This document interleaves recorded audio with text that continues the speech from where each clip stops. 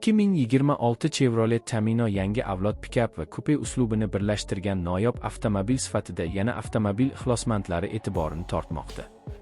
Ushbu model afsonaviy Camino nomini zamonaviy dizayn, kuchli dvigatel va ilg'or texnologiyalar bilan qayta tiriltiradi.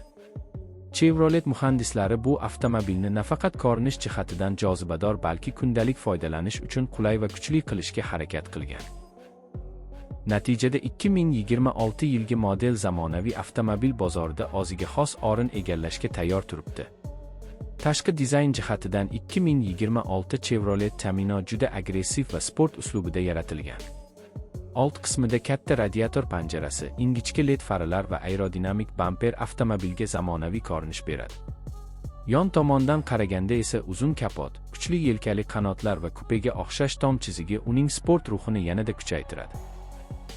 Orqa qismida zamonaviy LED stop chiroqlari, keng yuk platformasi va mustahkam orqa bamper joylashgan bo'lib, bu avtomobilni ham ish ham sayohat uchun mos qiladi.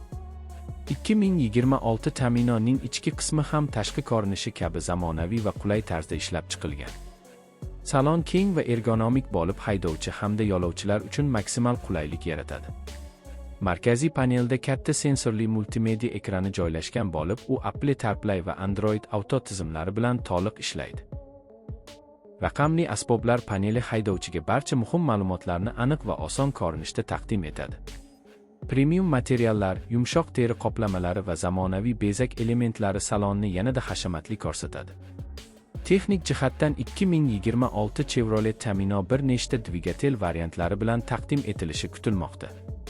Asosiy model 2,7 litrli turbo benzin dvigateli bilan jihozlanishi mumkin bo'lib, u taxminan 310 ot kuchi ishlab chiqaradi. Bundan tashqari kuchliroq variant sifatida 3 litrli va 8 dvigatel ham taklif qilinishi mumkin. Ushbu dvigatel yuqori tezlanish va kuchli tortish imkoniyatini ta'minlaydi. Barcha dvigatellar zamonaviy onboard